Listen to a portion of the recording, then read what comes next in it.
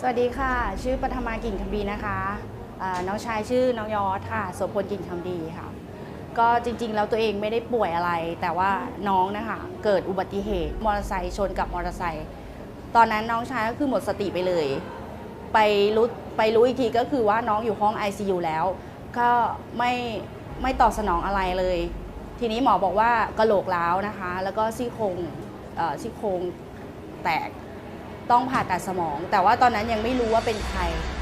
พอตอนเช้ามาหมอก็ผ่าตัดสมองให้นะคะพอผ่าไปแล้วเนี่ยหมอบอกว่าน้องชายของคุณไม่มีโอกาสที่จะกลับมาใช้ชีวิตได้เหมือนคนปกติ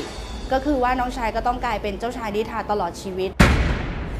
คือตอนนั้นน้องชายไม่รู้เรื่องไม่ได้สติอะไรเลยค่ะก็คือนอนหายใจได้อย่างเดียวออกจากโรงพยาบาลมานะคะหมอก็บอกว่าไม่มีโอกาสจะช่วยเหลือตัวเองได้ไม่มีโอกาสจะใช้ชีวิตได้เหมือนเดิม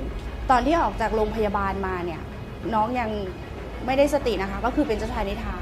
ยังมีสายยางให้อาหารทางจมูกอยู่ค่ะก็รักษากัน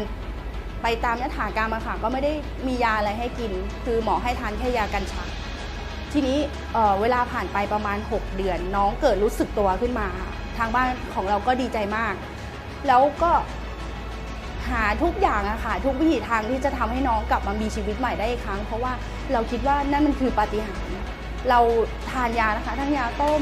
ยาหมอยาลูกกรอะไรสารพัดที่ใครแนะนำว่าดีเราก็เอาหมดเลยแต่พอระยะผ่านไปมันไม่ตอบโจทย์ค่ะน้องชายก็พิการเหมือนเดิมแล้วก็เป็นหนักกว่าเดิมวันหนึ่งที่โรงงานนะคะเขาไม่แนะนำสารอาหารตัวหนึ่งนะคะเขาบอกว่ารักษาเบาหวานได้มะเร็งหายแต่ตัวเรานะคะเราลองมาเยอะแล้วเราไม่เชื่อ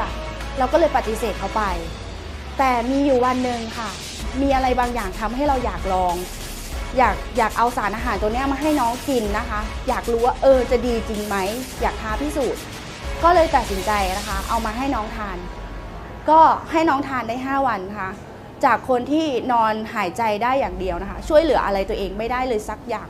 5 วันที่ทานไปนะคะสิ่งที่เกิดขึ้นกับน้องชายนะคะเขาก็สามารถตักข้าวกินเองได้